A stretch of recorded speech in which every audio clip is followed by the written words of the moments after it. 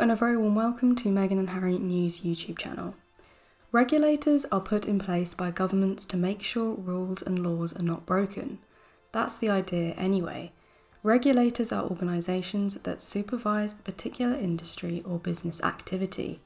When it comes to the toxic media in the UK, you have the organisation called IPSO, which is the Independent Press Standards Organisation.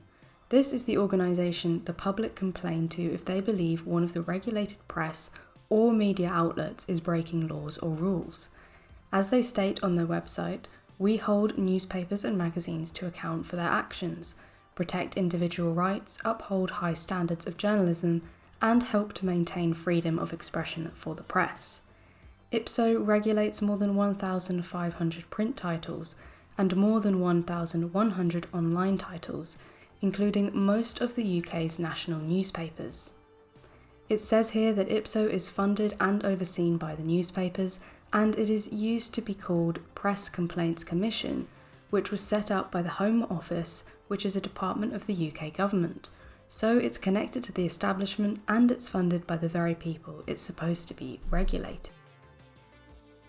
See in byline times double trouble for IPSO.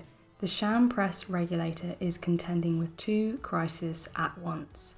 And this is about Jeremy Clarkson. If you remember, Jeremy Clarkson was invited to dinner with Camilla back at the end of last year, and then a week later he wrote an article saying abysmal things about Meghan, which caused a huge reaction, the most complaints about an article ever.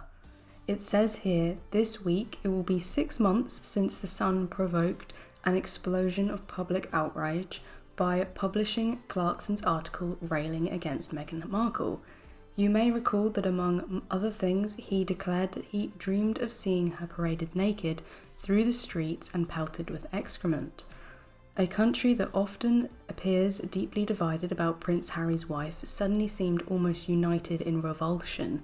MPs of all parties complained to The Sun until the article was taken down, while no fewer than 25,100 people reported the case to IPSO in the hope that it would do something. So 6 months have passed and nothing. It really only takes 10 minutes to read the article to work out that those comments are dangerous, incite violence, and encourage hatred.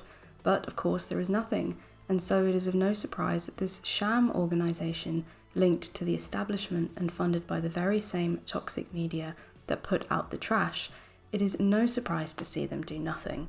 So the truth is, the regulation company don't regulate. Who exactly regulates the regulators?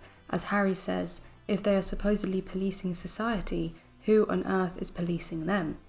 And even if IPSO did uphold the public's complaints, all you would see would be a fine and an apology from the newspapers. As it says here, if IPSO was eventually to uphold any of the complaints against The Sun, no real action would flow as a result. In particular, the editor who published the article, Victoria Newton, and the writer, Jeremy Clarkson, would suffer no consequences and would be free to continue acting as badly as they choose. The only way the public can punish these toxic media platforms is to have nothing to do with them at all. Never look at their articles, never click on their websites, never share their articles, because nowadays the majority of the money they make comes from clicking on their sites. If you want to share a news story, you can always take a snapshot image of the page and share that instead. Let me know your opinion below in the comments, and I'll see you in the next video.